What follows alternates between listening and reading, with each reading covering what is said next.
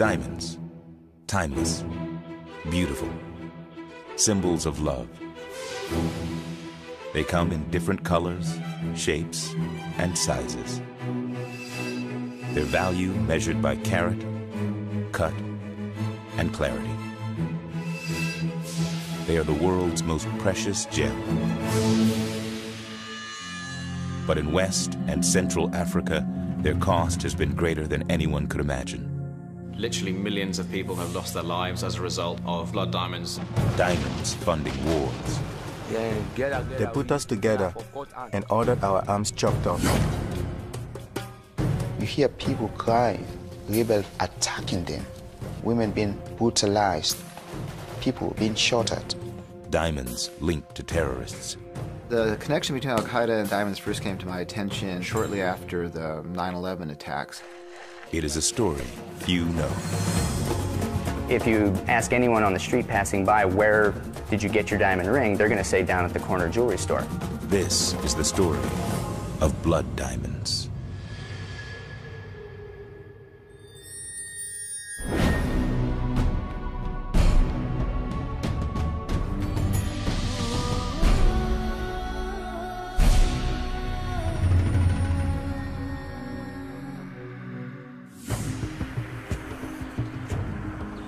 It is a land filled with paradox.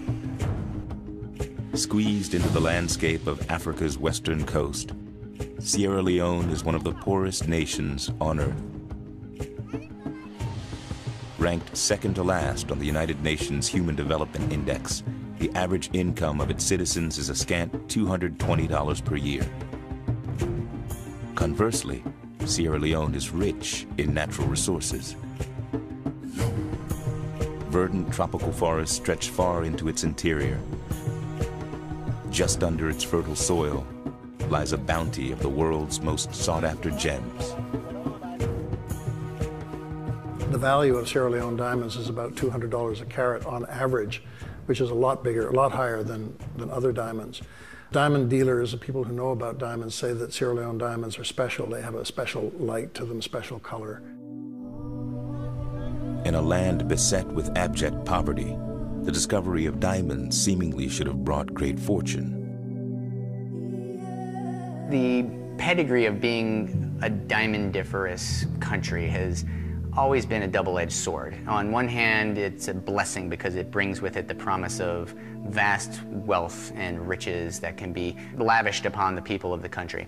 But on the other hand, it also invites chaos. In Sierra Leone, it's mostly been chaos.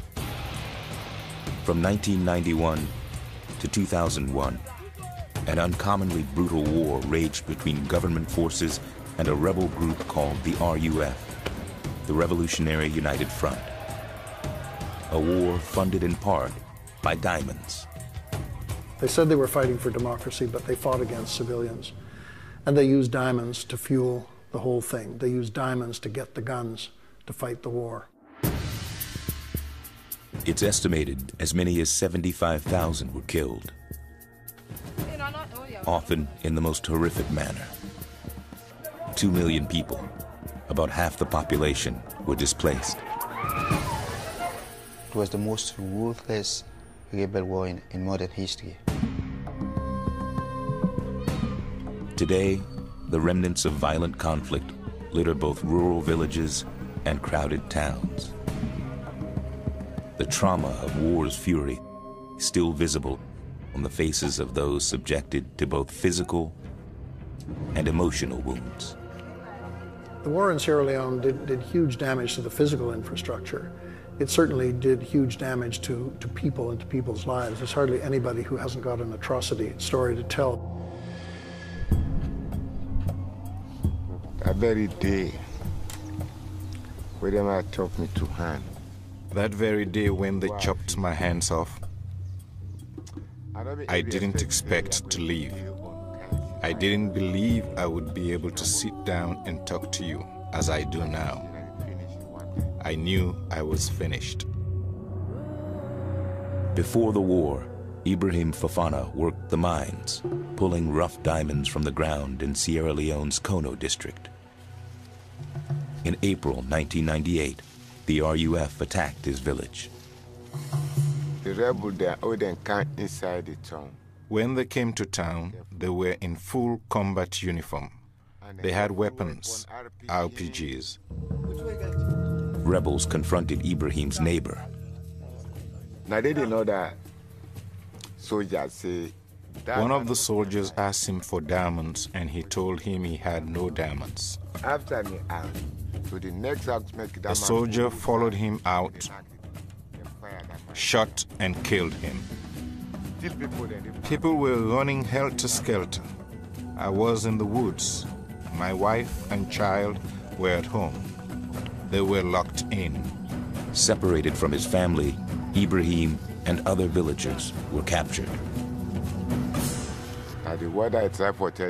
They gave us their loot to carry to another town called Tumbudu. When we got there, they already had other captives and they placed them in a house. Ibrahim and 5 others were bound together outside the dwelling. There were 53 people in the house. Then they set the house on fire. Though spared from a fiery death, an act of unthinkable barbarity awaited Ibrahim. The mother said to be being one of the people then. They told us that we voted for Tijan Kaba, and it was because of our vote that's why he won the election. They said that by cutting off our hands, we would lose the capacity to actively participate in politics, to elect anyone into government. I yelled and screamed. The rebels were laughing at me. They told me to stretch my arms out, but I said that was not going to happen. They used their guns and hit me all over my body, and that weakened me. This hand, they laid it out on the mortar and chopped it off. They laid the other one out and chopped it off too. Left for dead, Ibrahim crawled to safety. It was only later he learned of his family's fate. What they did was set our house on fire with my wife and children inside. What could I do at that moment? I was a captive. They did what they wanted to do. Today, Ibrahim lives in a camp for war-wounded and amputees, one of many scattered across the country. In Sierra Leone, more than 10,000 people suffered a fate similar to Ibrahim's. Amputation was the trademark atrocity of the RUF. They committed every war crime in the Geneva Conventions and then invented one of their own: intentional mutilation of non-combatant civilians. Most often hands and legs were severed, but no body part was immune from RUF axes and machetes. And the whole purpose of it was to serve a military strategy, to induce tectonic plate shifts of population flow away from the areas that the RUF wanted under its control. And of course, that was just the diamond mines. In the 1990s, an epidemic of war and human rights abuse spread across Africa. Angola, Liberia, and the Democratic Republic of the Congo were also embroiled in brutal civil wars. Collectively, an estimated 4 million people perished.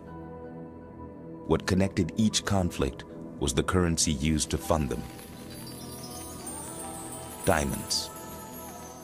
Conflict diamonds are diamonds that are mined and sold by rebel movements, particularly in Africa, and that are used to finance arms purchases.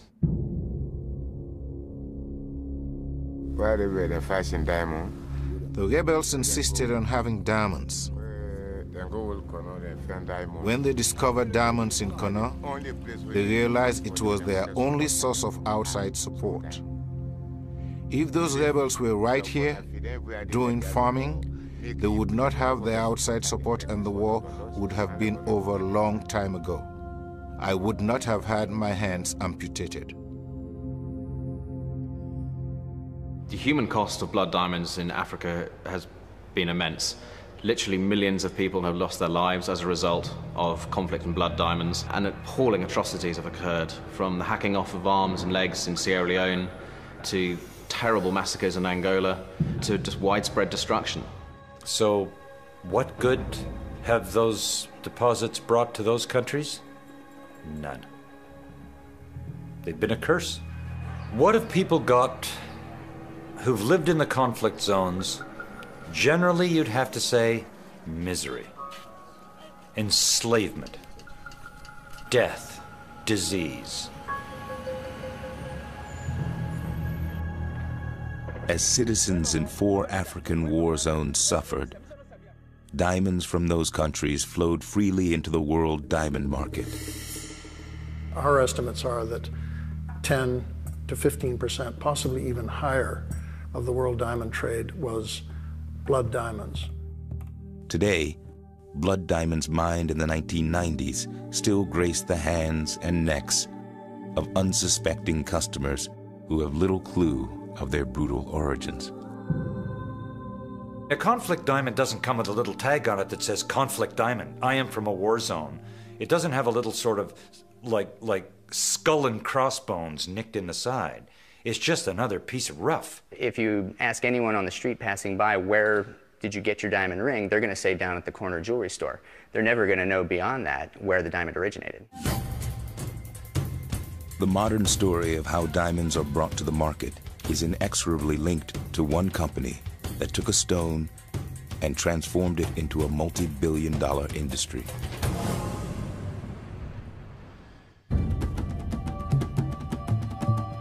An exquisitely hand-cut and polished diamond is a creation of elegance and artistry.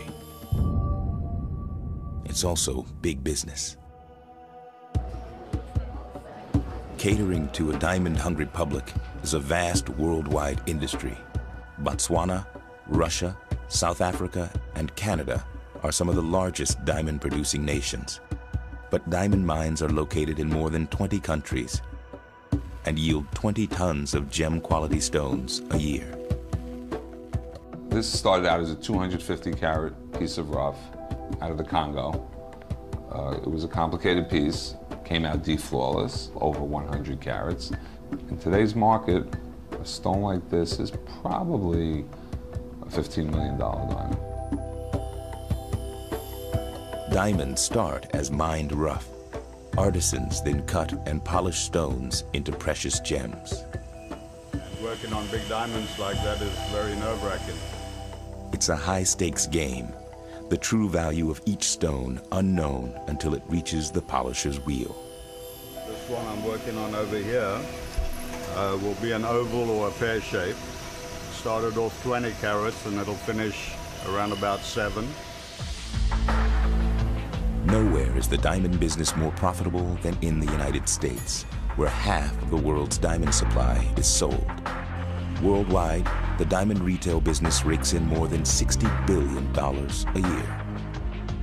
Try this, just beautiful necklace. Our love affair with diamonds began 2,500 years ago.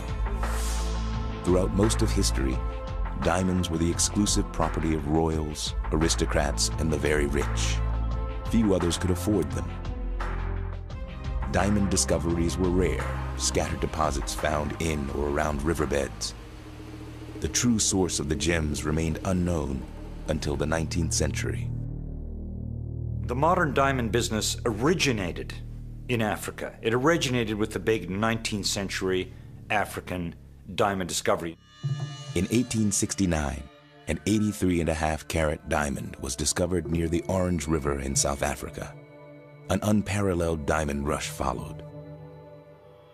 As prospectors arrived by the thousands, the mining town of Kimberley was established in 1873. It was home to the region's biggest diamond find. The main significance of the Kimberley mine is it's the first time that people identified the true diamond source. The source of diamonds is a subterranean volcanic pipe named after the mining town where it was first discovered. Diamonds are created in the upper mantle. They're transported from this 100-mile deep part of the upper mantle to the surface in a kind of volcano called a kimberlite pipe. Under exactly the right conditions, a fairly rapid ascent with exactly steady conditions of pressure and temperature, that little volcano, that kimberlite pipe, will deliver to the surface a stream of diamonds. Kimberley marked the first discovery of actual diamond-producing pipes.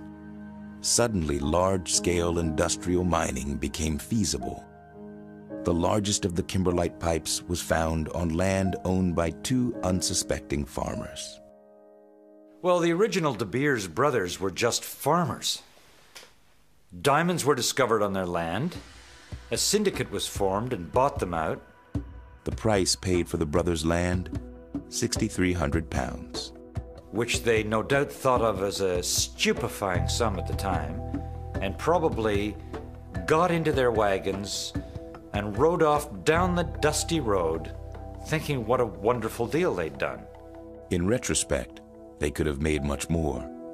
The De Beers brothers' farm would eventually produce 14.5 million carats of diamonds. In its infancy, the diamond business was a disorganized assortment of small companies and individuals staking claims on diamond-rich land. Few possessed the foresight of British entrepreneur Cecil Rhodes. His vision was to create a titanic empire in which he would control not just the diamonds in his claim, but the diamonds in the next claim next door, and the one beyond that, and the one beyond that. Rhodes realized the threat of an unrestrained diamond business. Once diamonds started coming online as much as they did in the late 1800s, it was clear to him that the price of diamonds was going to crash if all of the diamonds ever discovered were put on market. Rhodes believed this could be curtailed by a strictly controlled worldwide monopoly. For almost a decade, he gobbled up competitors. In 1888, he founded De Beers Consolidated Mines, named after the brothers on whose land diamonds were discovered. And by the age of 35 in 1888, he controlled 90% of the world production of diamonds.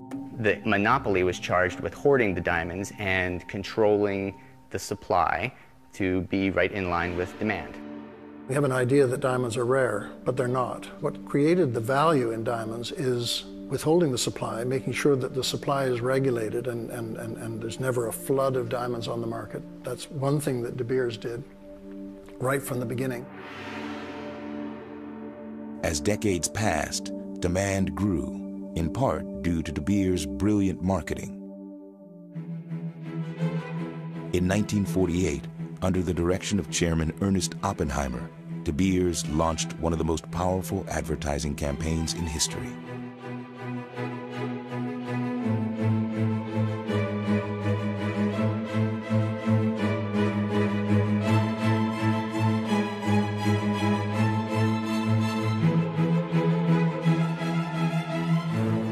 The words were simple, but convincing.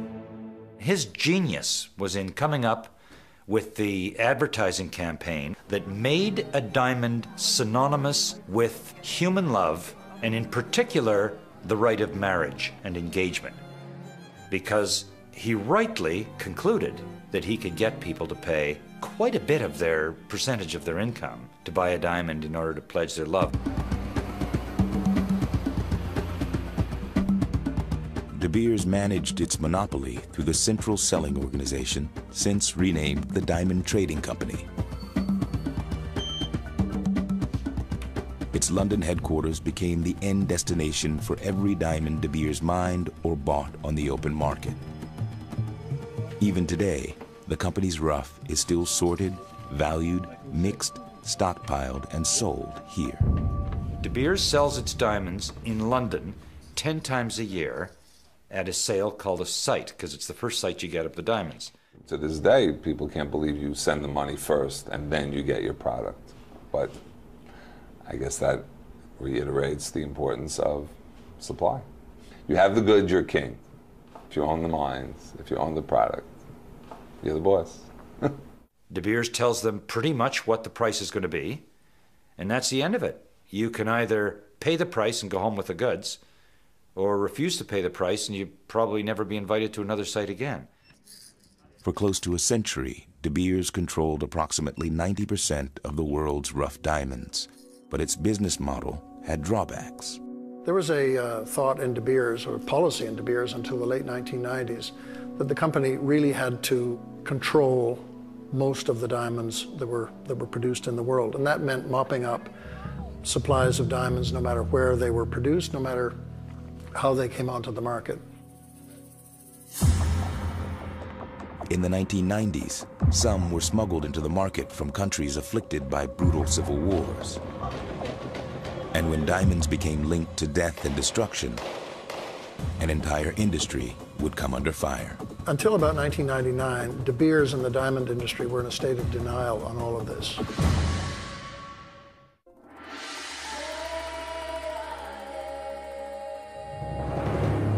Approximately 60% of the world's rough diamonds come from Africa.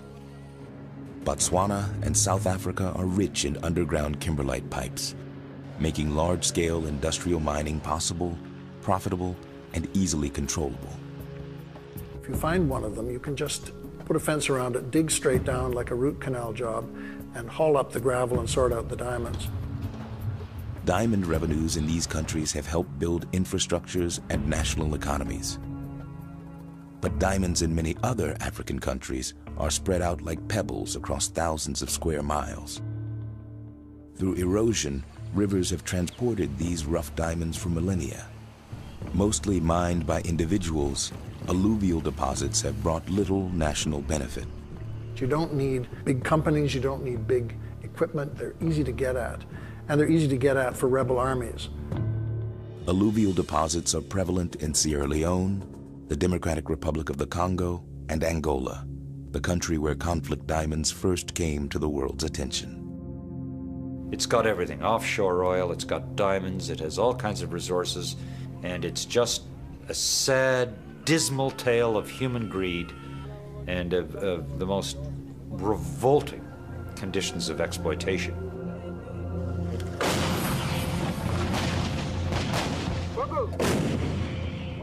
For more than 2 decades, Angola suffered through a seemingly endless civil war.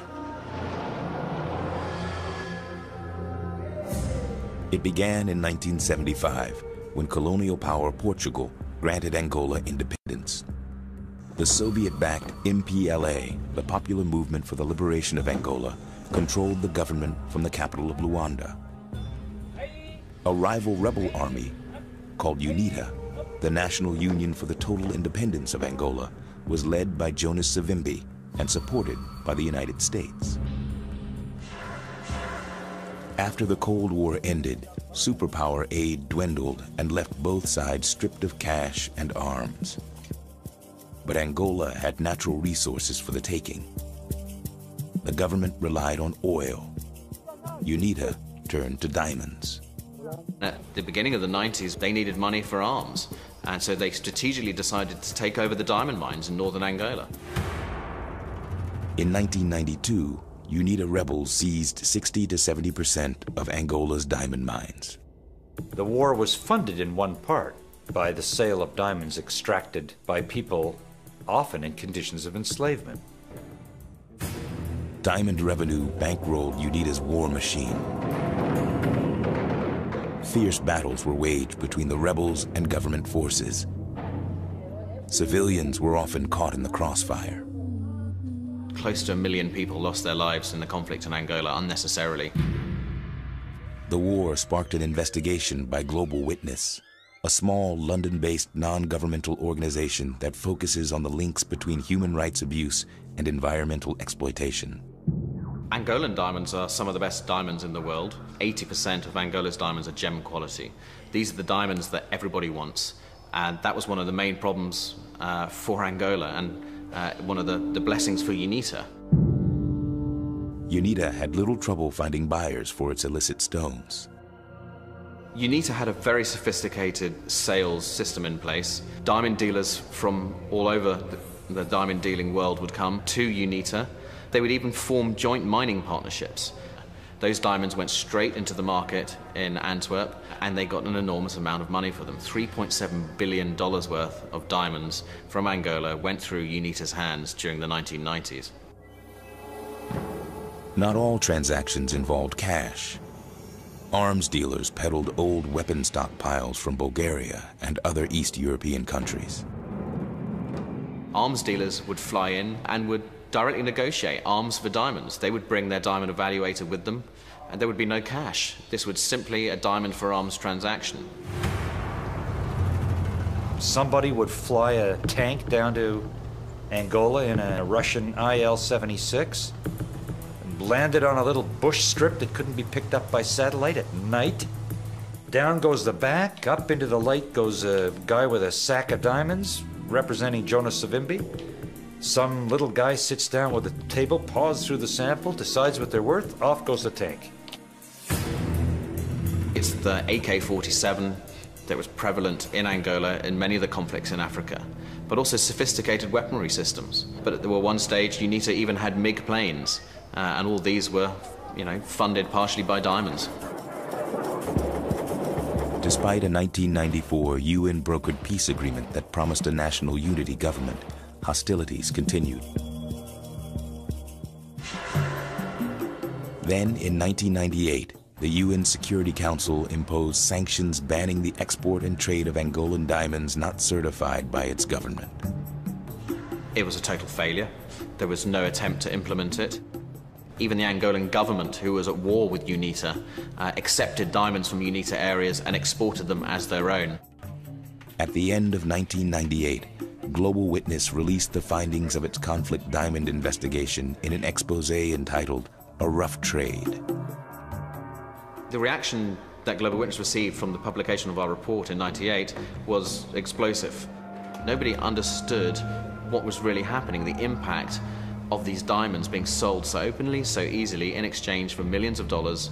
Really, for us, it was horrific that consumers were basically funding the war in Angola, and we felt that was unacceptable. A stinging indictment of the diamond industry, the report's greatest criticism was leveled at industry giant De Beers. De Beers was very prominent in buying Angolan diamonds, and also diamonds that came from UNITA.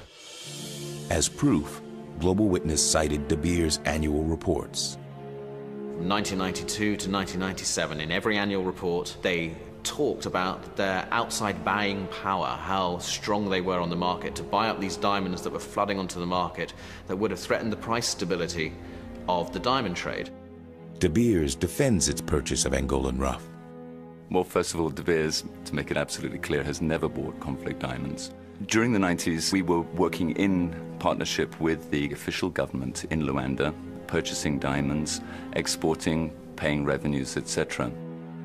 They dispute the definition of conflict tied to diamonds purchased before 1998. So up until the point of sanctions being imposed, there was, by definition, no conflict diamonds in that country. The diamond industry likes to think that conflict diamonds only started in 1999, when in fact it was going on way before that. Prior to the imposition of sanctions, everybody in the world was still very hopeful that the UNITA rebels would engage in a lasting, sustainable peace.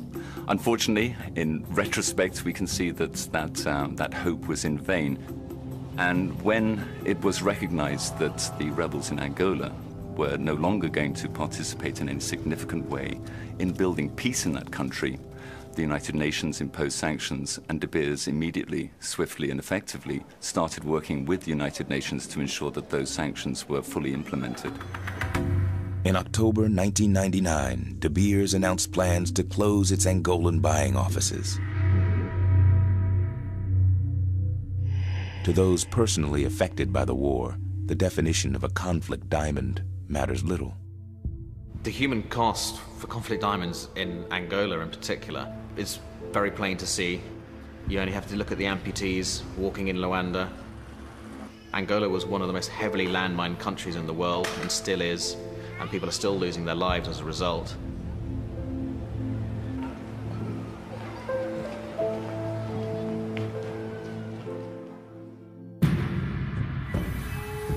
The knowledge that diamonds were funding the loss of life and limb in Angola did little to stop the carnage.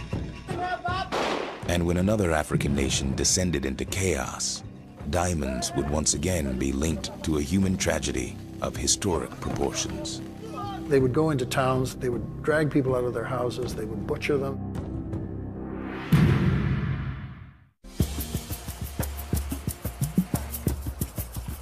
Scattered throughout eastern and southern Sierra Leone are hundreds of square miles of soil abundant in rough diamonds.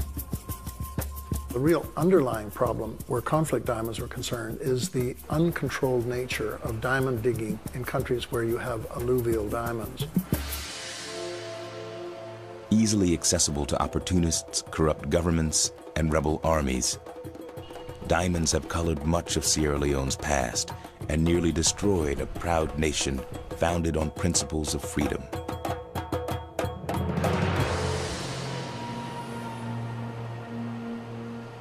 In 1462, a Portuguese explorer came upon a stunning stretch of Africa's western coast, crowned by steep hills.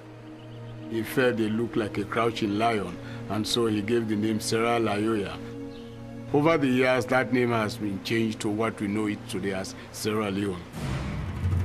Sierra Leone played a leading role in the thriving 18th century slave trade. It was from here that the famed slaves of the Amistad Revolt set sail. Conversely, the country also attracted the attention of British abolitionists. They helped bring freed slaves from the United States, Great Britain, and Canada to Sierra Leone.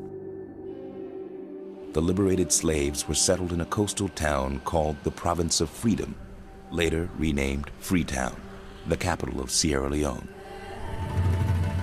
A lot of ex-slaves were brought here, and these mixed with the local population, and it was quite a vibrant place. Over time, there was a lot of intermingling among these settlers, which gave rise to a totally new culture in West Africa known as the Creole culture. As a British colony, Freetown became a center of education and progressive ideas. The rest of the country remained mostly undeveloped until 1930, when diamonds were discovered. And since then, diamonds have continued to play a very big role in our economy. A single company, the Sierra Leone Selection Trust, the SLST, was issued exclusive mining rights. Quickly, an illicit network of diamond miners and smugglers developed. Contraband rough was secretly carried into Liberia and Guinea. Monrovia, Liberia became a bit of a boomtown as diamond purchasers from European houses realized the wealth of cheap diamonds that were available in Monrovia. In the early 1950s, new diamond deposits were discovered.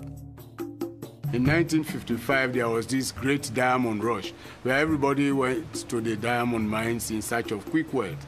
So the monopoly that SLST had was threatened. When I lived there in the 60s, the Sierra Leone Selection Trust had an army of 500 men. They had 2 helicopters and they had trucks, and their whole business was to round up illicit diggers.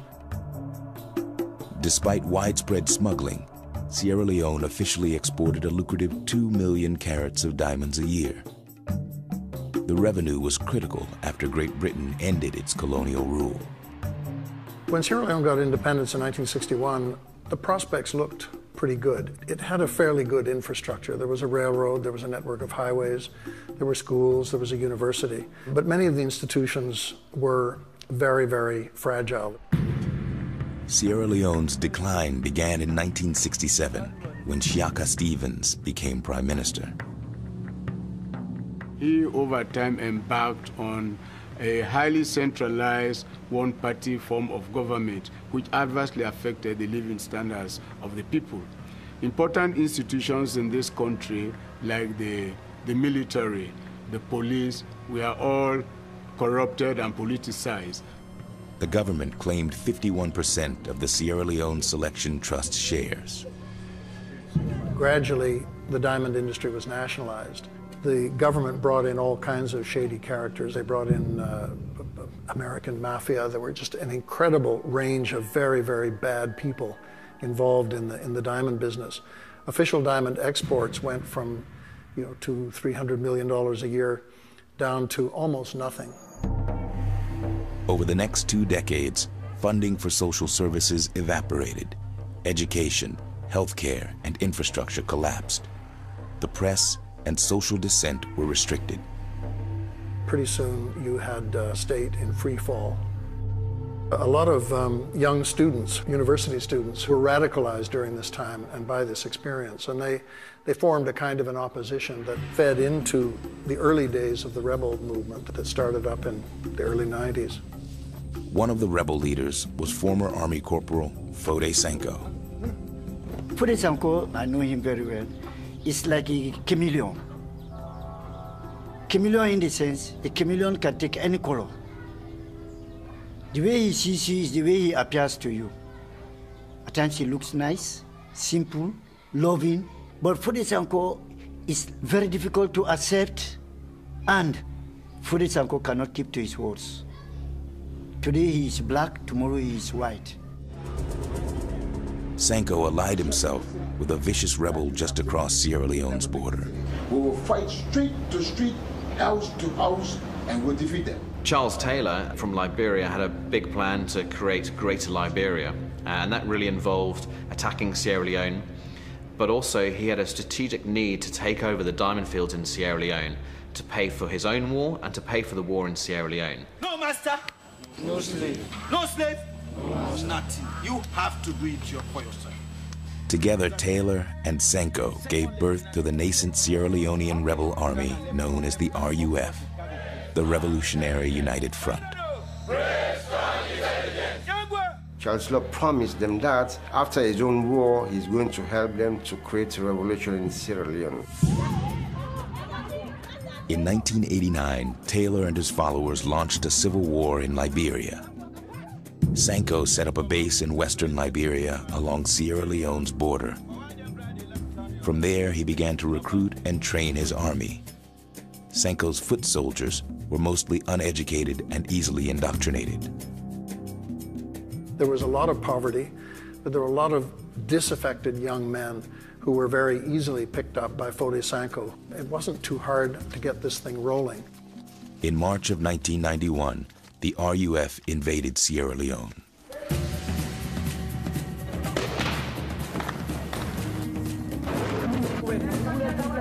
Many people believe that the RUF actually had a genuine cause, a grievance against the government. The so-called legitimate government of Sierra Leone squandered the diamond revenues. They stole the money that should have gone for development. No money was going back to build schools or hospitals. The infrastructure in Sierra Leone was atrocious. Just a year after the RUF invasion, a military junta staged a successful coup. It would be one of 3 governments to combat the RUF over the course of the war. But to Sanko, it mattered little who sat in the presidential palace. He was a power-thirsty man who wanted to govern his country, Sierra Leone, at all costs. The RUF swept uncontested into lucrative diamond districts in the east. Sanko's rebel army brutalized all who stood in the way.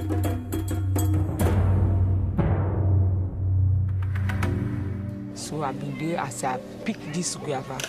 Now I was picking guava from a tree when I saw them. Some wearing red, some had red ribbons.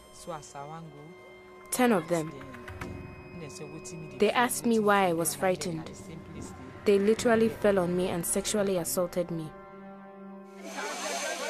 RUF soldiers gave themselves gruesome nicknames, such as Bloodmaster, Wicked to Women, and The Killer. They don't go surround the village and don't capture some of we about.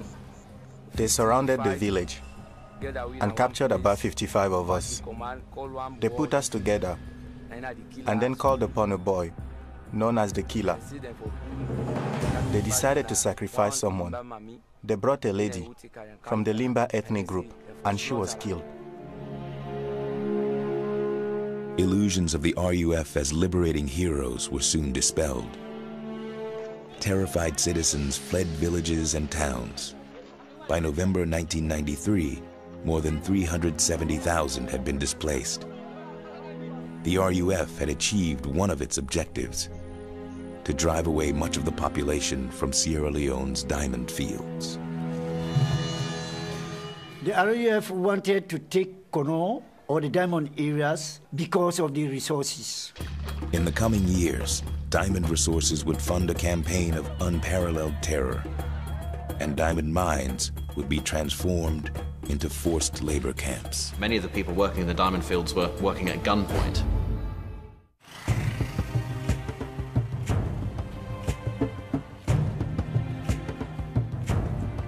Before the start of the rebel war, Usman Kante was a typical Sierra Leonean teenager. But when he was just 17, Usman was abducted during an RUF raid on his hometown of Maburaka.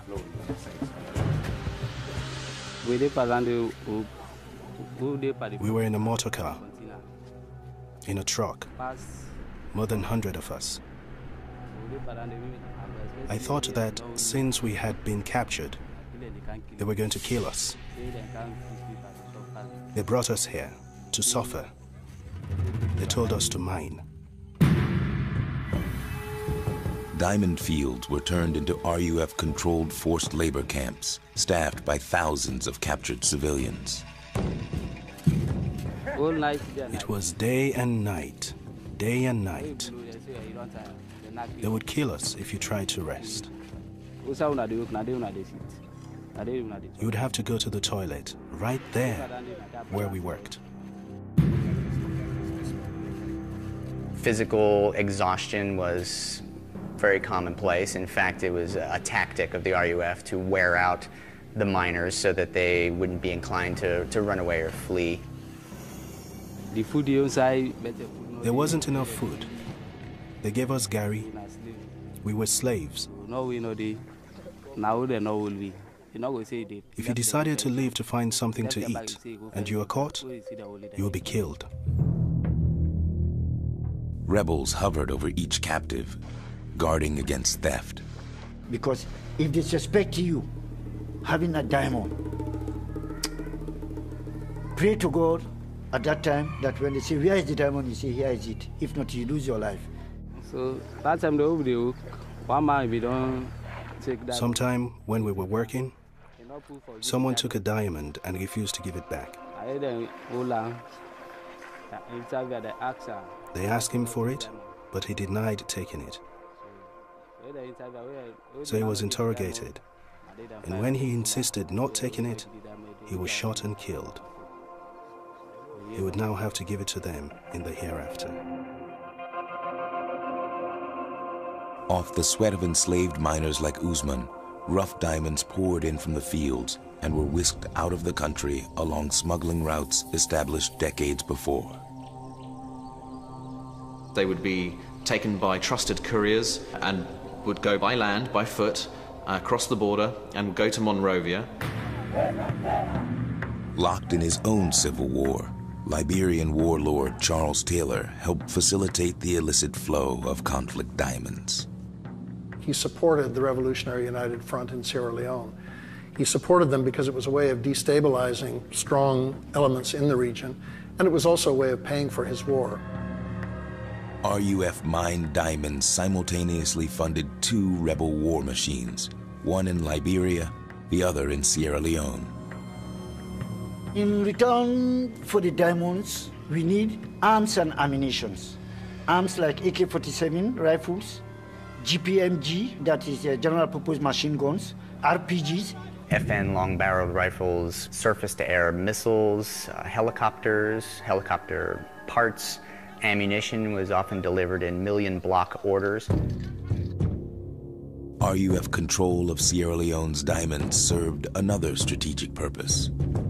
When we get these rich areas, that is the resources area, then the government will collapse economically. It will not be able to finance its military. Little of the dwindling state revenue went to the military.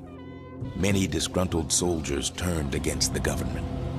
The soldiers were not really able to effectively prosecute the war. And a lot of them became sobels, that is, soldier come rebels. And so that's complicated the whole situation in the war front. The soldiers were joining forces with the rebels, and we're attacking towns, we're raping women, we're killing people. With no one to protect civilians, in 1992, a warrior sect of the Sierra Leone Mende tribe known as the Kamajors took up arms against the RUF. That was the reason why we had civil militia, because people were complaining that their houses, their villages were being razed by military men, not even rebels.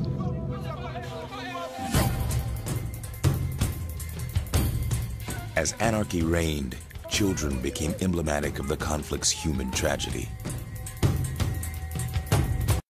Many were killed. Others did the killing. I think the number of child soldiers from our estimate was something like 20,000, which was quite high. The age range was something like 7 years to 12 years, which is quite young. And most of these child soldiers were very, very aggressive. To provoke violent behavior, the RUF forced drugs and alcohol upon child soldiers. The majority of indentured children were boys, but girls were also targeted. They served as cooks, sex slaves, and soldiers. Then go with me. They took me away and I was sexually abused.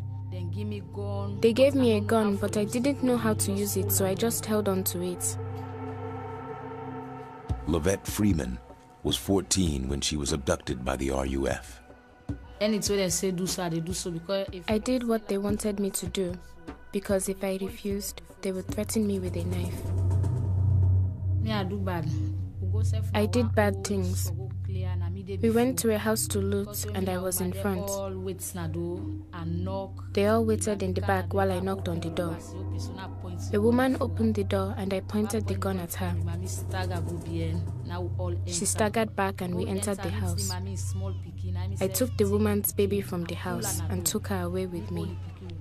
I abducted her. She later died and I felt so sorry for that baby.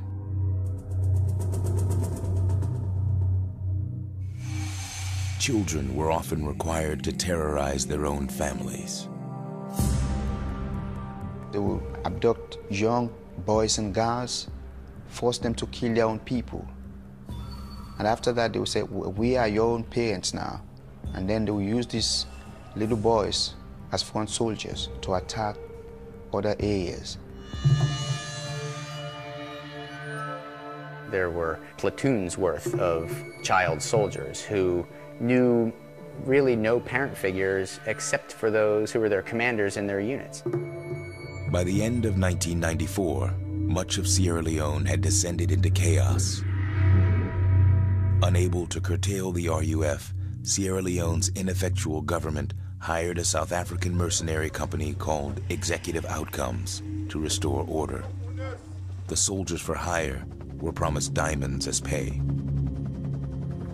Executive Outcomes had an effective air power, which they used to their advantage in the diamond area.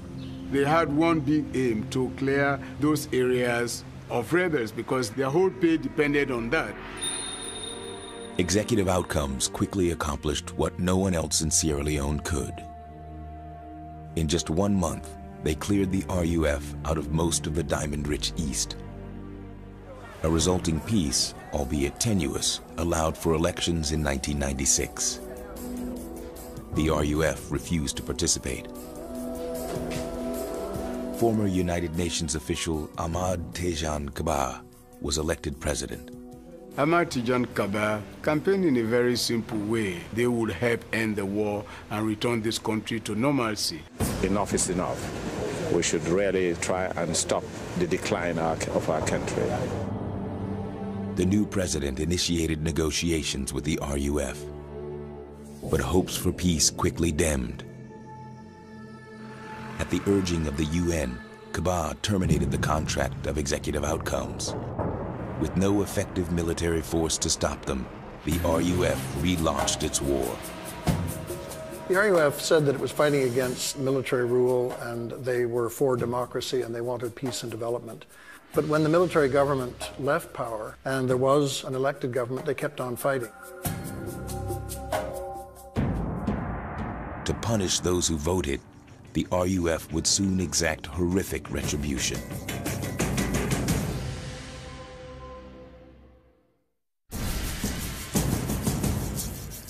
In 1996, the war in Sierra Leone had entered its 6th year. Illicit diamonds had helped sustain a conflict that might have otherwise ended quickly. The amount of money that the RUF made from the diamonds in Sierra Leone is between $50 to $125 million per annum during the time period that they had control over the diamond fields. With rebels well armed and funded, the war's remaining years would be marked by RUF brutality that defied comprehension. In response to the 1996 election of President Tejan Kaba, amputation became a rebel tactic of intimidation and revenge. They called us bastards and Tejan Kaba supporters. They said, "Today would be the last day you meddle in politics." They ordered me to stretch my hand. I pleaded with them in the name of God. I told them, right now, I have my children, my husband is unemployed, and I am the head of my family. They mocked me, saying, "Stretch your hand and touch God."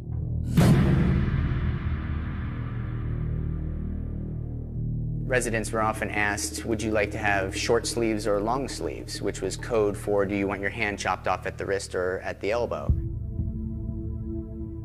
In 1997, Kumba Imbendi, her husband, and young son fled when the RUF attacked their hometown near Kono. We left there and moved to Tumbudu. When we got there, they were still chasing us, so we stayed in the woods. At that time, I was 4 months pregnant. The RUF captured the family. Kumba's husband was dragged into the jungle. 3 rebels accosted Kumba. I pleaded with him, but he started undressing me. I was stripped and I fell. I continued to plead that I was pregnant, but he responded by saying that wasn't his doing. He went into the farmhouse, came out with a stick, and inserted it right into me. I started bleeding. He was going to split my stomach open and remove my baby. Kumba's husband emerged from the jungle. Blood was spraying from his wrist area. He yelled. They cut my hands off. So I kept thinking, they cut my husband's hands off, they mutilated me. I asked him why they cut his hands off. He said they told him they did it because he voted for Tejan Kaba, that it was lesson, so they wouldn't do that anymore.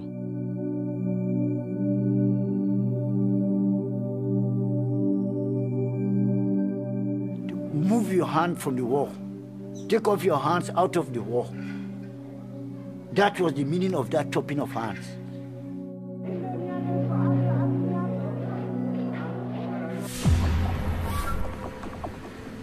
For the first half of the war, the capital of Freetown was mostly spared of RUF atrocities. Then, in May 1997, soldiers from the Sierra Leone Army overthrew President Kaba. The new military junta invited the rebels into Freetown as allies. Almost immediately, the RUF pillaged the city in what they called Operation Pay Yourself. These guys devised some new but wicked strategies, and one of them was Operation Pay Yourself, where they would harass civilians, take whatever property they had, and use that property for their own ends. They go house to house. We went house to house looting. We took belongings, demanded money, and sometimes killed 2 or 3 of their family members.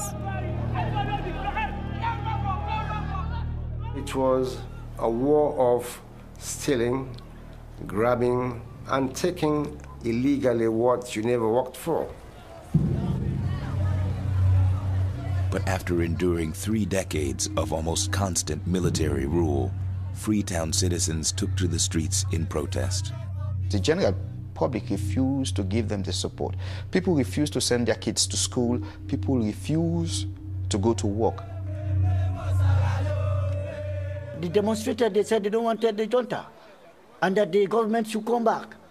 This means we were to go back to the bush, and we're going back into the bush. In Freetown, the only army fit enough to fight the rebels was ECOMOG, a Nigerian-led West African intervention force deployed in 1997. They ousted the junta, reinstated President Kaba, and drove the RUF out of Freetown. They now realize, painfully realize, that it was really not possible for them to stay in Freetown permanently and rule. And since that was not going to be possible, all Sierra Leoneans would suffer as a consequence. While they were retreating, they made sure they destroyed everything that was on its way, human beings, buildings, clearing like locusts, anything that was on their way. People were so frightened. People were panicked. There were people who were being killed. There were reports of villages set ablaze, towns wiped by the rebels, children abducted.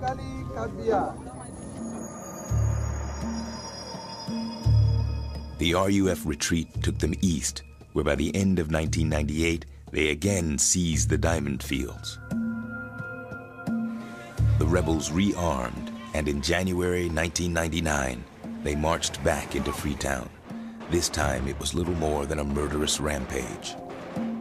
That was the most brutal experience that I witnessed. People were being forced into their houses. This was the time I had to go into hiding. You hear people being shot at.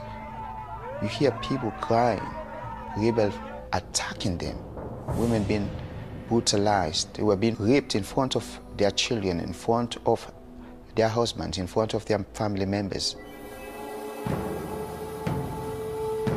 ECOMOG forces still in Freetown launched a fierce defense of the city.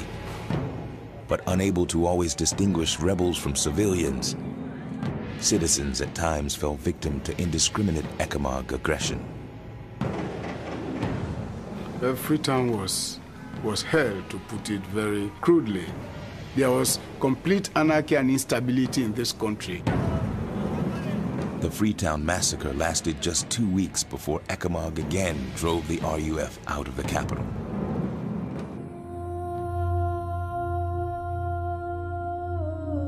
But by then, 6,000 people had perished. Corpses piled up outside Freetown's Cottet Hospital.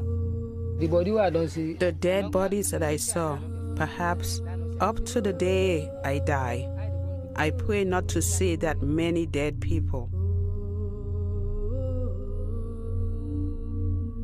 And a once vibrant city was in ruins. Sierra Leone's cruel war was about to end, and a shocking link connecting death and diamonds was about to be exposed.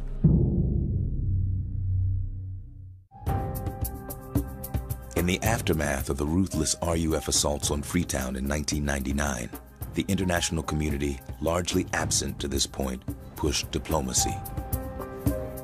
With the United States and United Nations as brokers, warring parties met in Lomé, Togo in July 1999 and signed a peace agreement. It called for complete cessation of hostilities from all parties. It also granted amnesty to all the fighting forces, including the RUF.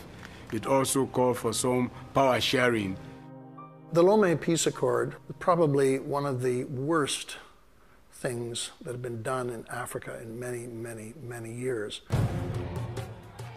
The chief beneficiary of the Lomé Accord was imprisoned rebel leader Foday Sanko. The architect of RUF war crimes was handed the vice presidency. People said there will never be a military solution to this. There has to be a political solution. The political solution was to give the vice presidency of the country to a butcher.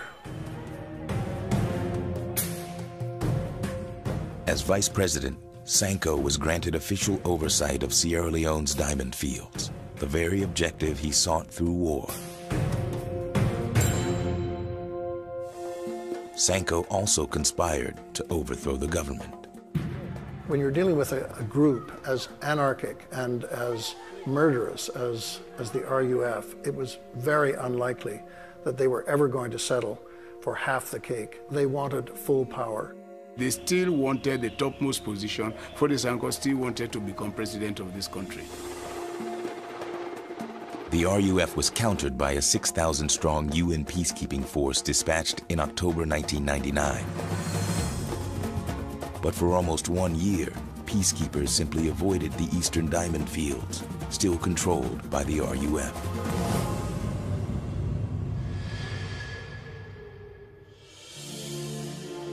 Halfway across the world, a Canadian NGO called Partnership Africa Canada was working on peace-building projects for Sierra Leone. And one of the Sierra Leoneans in the group said, this thing is really about diamonds. Until somebody does something about diamonds, this thing will never be over. We began to research the subject, and sure enough, diamonds really were the heart of the matter. In January 2000, Partnership Africa Canada published a scathing report that exposed how diamonds funded the RUF's brutal war and human rights atrocities. One of those implicated was Charles Taylor, who had been elected Liberia's president in 1997. We found very clear evidence that a lot of diamonds were being moved from Sierra Leone through Monrovia, through the offices of Charles Taylor and his cronies, out into the bigger diamond world. The report charged De Beers with being a part of the conflict diamond problem. De Beers had closed its Sierra Leone office in 1985, but because of the company's long-held practice of buying up the majority of rough diamonds on the open market, the report concluded it was virtually inconceivable that De Beers was not indirectly purchasing Sierra Leone conflict diamonds. If you can't buy them in the country where they're mined, then you buy them somewhere else. In the end, they're all going to go into the same pot. So certainly they were buying diamonds that had been smuggled from a whole variety of places. De Beers itself did not buy any Sierra Leone diamonds from 1985 onwards, but clearly there were problems in terms of those diamonds from that country getting into certain channels, being smuggled and getting onto the international markets. Liberia was the first stop for most diamonds smuggled out of Sierra Leone. It also was a favorite hub for smugglers looking to launder illicit rough flowing from other African countries. In a 2-year period, over $2 billion worth of diamonds had come into Antwerp, supposedly from Liberia. Yet none of these diamonds came from Liberia. Liberia itself has very few diamonds. This is a country that can't produce $10 million worth of diamonds a year. These were recorded as official figures coming into Belgium, in official Belgian trade figures. But all of these figures were being recorded without anybody batting an eye. Nobody was asking any questions. There was no regulation. There was no control of any kind. Illicit rough diamonds entered Antwerp, often accompanied by fraudulent paperwork printed on fake letterhead of fictitious companies. You would arrive at Belgian customs and you'd have an invoice saying that you bought these diamonds in Liberia. You could have bought them anywhere. The report also showed that invoices were often falsified by listing a diamond shipment's last country of transport and not its country of origin. Many, many diamonds went through Swiss free ports, and so these were declared as Swiss diamonds. Switzerland, of course, doesn't have any diamonds. As negative press about conflict diamonds spread, the industry took notice. De Beers was the first to act. De Beers began to recognize that this was a real issue, and as the industry leader, they would have to make some changes in the way they do business. They realized that they actually had to do something for whatever reasons, whether it was altruistic or whether it was to protect the good name of diamonds. They did become involved. In 2000, De Beers stopped buying diamonds on the open market. De Beers was probably more aware of the conflict diamond issue than others, and basically said they would only buy diamonds from mines that they controlled or had a share in, so they knew exactly where the diamonds came from. And when we look at the absolute tragedy that was going on in Sierra Leone, this shocked the world and it shocked the diamond industry. And we very quickly wanted to become part of the solution in putting an end to this. Diamonds should have nothing to do with these kind of activities. Of that we were adamant. For an industry that had changed little over a century, a seismic shift had been started. The awareness of conflict diamonds, probably the biggest change to the diamond industry, almost from the beginning. At the same time as Partnership Africa-Canada exposed the link between diamonds and the Sierra Leone conflict, the tenuous peace there unraveled. For the first few months, there was some relative peace. Soon, the rebels began attacking important areas. They began attacking people. But this time, the RUF would be crushed. In May 2000, a small but heavily armed British intervention force landed on the shores of Sierra Leone. The United Nations beefed up its force to more than 17,000 troops. Together, they routed remaining RUF strongholds. The RUF was stripped of power, and its leader, Foday Sanko, was arrested. On January 18, 2002, President Ahmad Tejan Kaba officially declared the end of one of the most brutal civil wars of the 20th century. Today, we're happy that those flames of war have been extinguished and that now we're about to watch the flames of peace destroy some of the implements of war. 4 months later, Sierra Leoneans freely went to the polls. President Kaba was easily re-elected. Hundreds of citizens whose hands had been severed to keep them from voting bravely cast their ballots. In Sierra Leone and Angola, the atrocities funded in part by illicit diamonds had been exposed, but a shocking new allegation was about to be leveled. The connection between Al-Qaeda and diamonds first came to my attention shortly after the 9/11 attacks.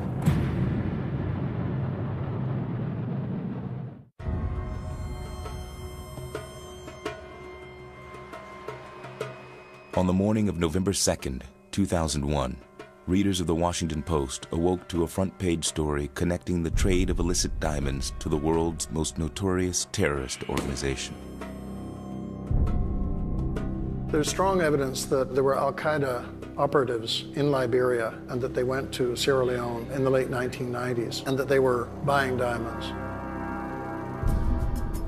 The revelation came by chance to Doug Farah, then the chief of the Post West Africa Bureau. Farah was in Ghana, meeting with a longtime confidential source, a member of Charles Taylor's inner circle.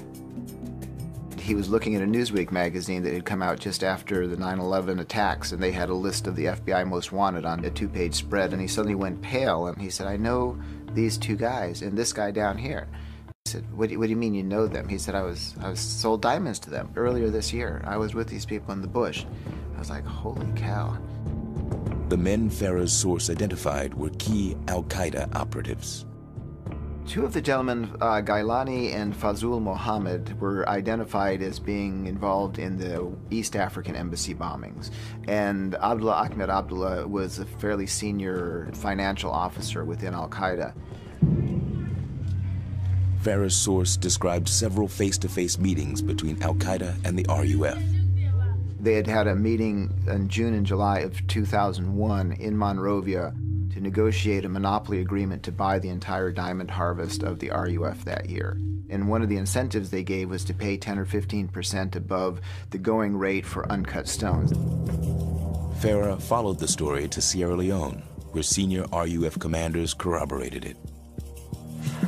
His explosive article prompted further probes by the Special Court for Sierra Leone, a joint task force of several European intelligence agencies, and the NGO Global Witness.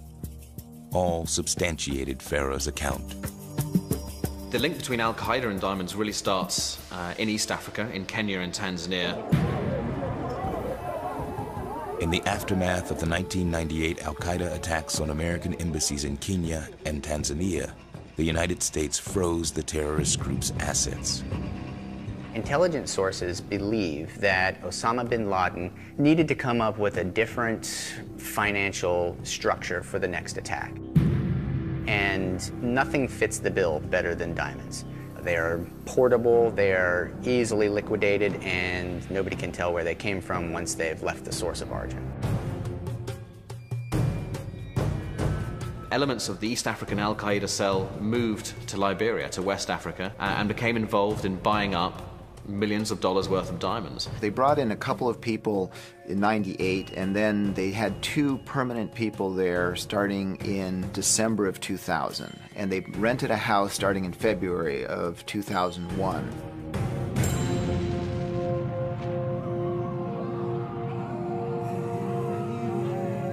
Coming just months after the 9/11 attacks, the reaction in Washington, D.C. to Farah's findings were mixed.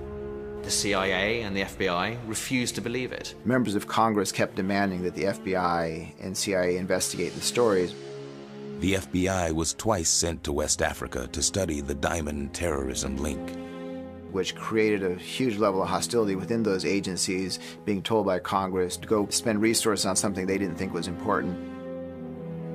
The FBI and CIA provided classified reports about their investigations into the alleged Al-Qaeda diamond connection to the 9/11 Commission. Their official report contradicts the Washington Post story.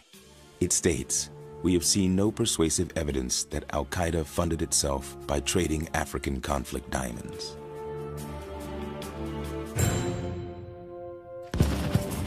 By the turn of the century, very few disputed the fact that diamonds had helped fund brutal wars and human rights atrocities in Angola and Sierra Leone. The diamond industry was very concerned that the 2 NGOs that had exposed the problem, Global Witness and Partnership Africa Canada, might start a consumer boycott. This would be very damaging for countries like Botswana, Namibia, South Africa, where they're very dependent on diamonds and where there are no conflict diamonds. So the industry was concerned, and those governments were also concerned. The diamond industry joined with NGOs and diamond-producing countries to search for solutions. After several years of debate, a system of certifications was agreed upon and then implemented in 2003. It's called the Kimberley Process. The Kimberley Process Certification Scheme, which is its technical name, is a UN-sponsored trade agreement which requires any time rough diamonds cross international border that they be packaged in a tamper-resistant container and that they be accompanied by a government-validated Kimberley Process certificate which lists the volume, the weight, the value of the rough diamonds. To date, more than 70 countries are members of the Kimberley Process.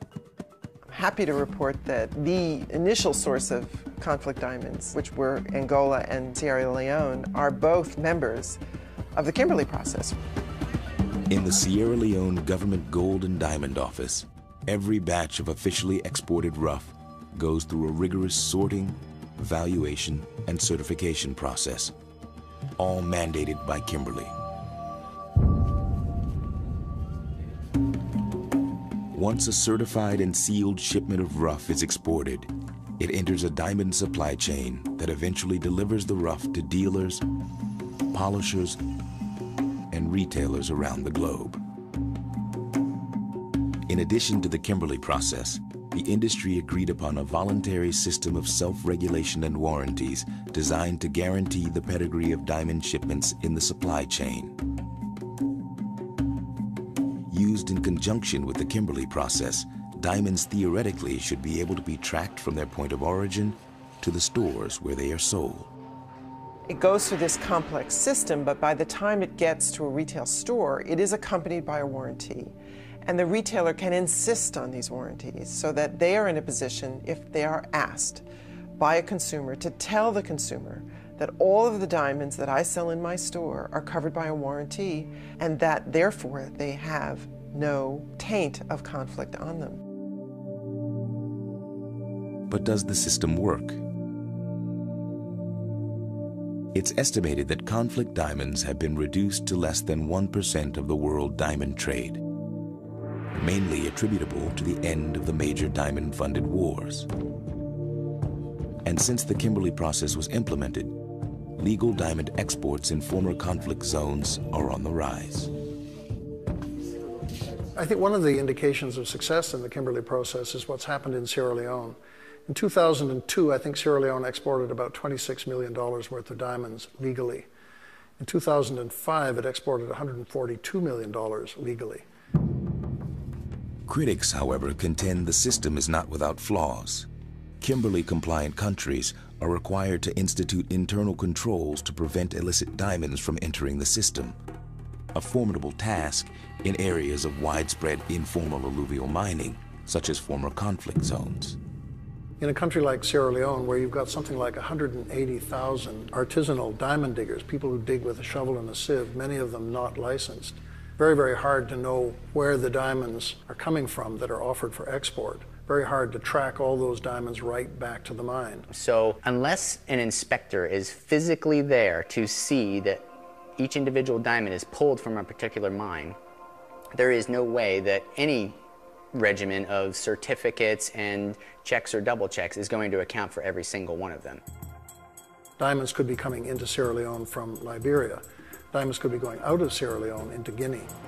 Also of concern to NGOs is that the system of warranties designed to track diamonds to the retail market does not allow for third-party reviews. This industry chain of warranties, this industry self-regulation is voluntary, and there is no provision for audits. In our view, this is a weak link in the chain. A 2004 Global Witness undercover investigation revealed significant numbers of United States retailers were unable to produce conflict-free warranties when requested. Is there, is there like a warranty or something to say we don't trade in conflict blood thing? There's no. We're always trying to improve the Kimberley process. We've all had some ideas on how to improve it. The NGOs, the governments, the industry. We're working those through. What remains to be seen is if the Kimberley process can be effective in a time of war. I remain convinced that no system of certificates and stamps of approval or digital pictures are going to eradicate this problem, as long as there are armed groups who are acting in rebellion to a legitimate government of a country where diamonds are found. And as long as they can control diamonds, as long as they can extract the diamonds, those diamonds will get sold. In 2006, the United Nations reported that diamonds from the Ivory Coast were being mined by rebels and smuggled out of the country. Illicit stones from Liberia and the Democratic Republic of the Congo still make their way to the international diamond market. The major diamond-funded conflicts in Africa have mercifully come to an end.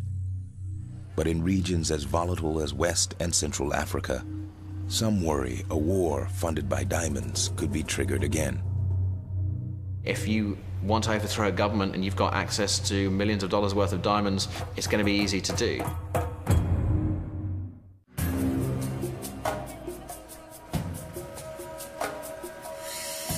In post-war Sierra Leone, there exists an uneasy peace. Due to an unconditional amnesty granted to RUF combatants, war victims and the rebels who terrorize them are once again neighbors. And most of us consider the Civil War as a long nightmare, and people are prepared to forgive, not necessarily to forget, and to forge ahead in the hope that they will never experience this kind of atrocities again. The Sierra Leone Truth and Reconciliation Commission urges victims and perpetrators to find common ground. Killers are asked to offer remorse. Some people have died. Some got lost. So all these people who, in one way or the other, fell victim of the war, we are to say sorry to them, and I extend my sympathy to them. Victims are asked to forgive. Not all can. It doesn't feel good. Sometimes I ask God to give me the power to meet the person who did this to me. We wouldn't be able to sit down like this and talk. A common grievance is government aid directed to perpetrators. In exchange for disarming, financial compensation was given to former RUF combatants. The ex-combatants were in a win-win situation. They went into the war, they committed atrocities, they loot property, they got away with that, they got blanket amnesty, and they were trained, given money to go back into their communities, while the victims were in a lose-lose situation. They would rather help the armed rebels because of fear. We just barely survive. Nowhere is neglect more evident than at the Grafton camp for war wounded. We've been in this camp now since November 17th of the year 2000. Presently, we have 500 people. We don't have electricity. We don't have toilet facilities. And we have educational problems too. We need good schools. Designed as a temporary shelter, today weather-worn tents serve as the residents' only refuge. One of the camp's residents is Kumba Imbindi. Now they are right now, they suffer. We are still here and going through a lot of pain. We have suffered a great deal. During the war, several RUF rebels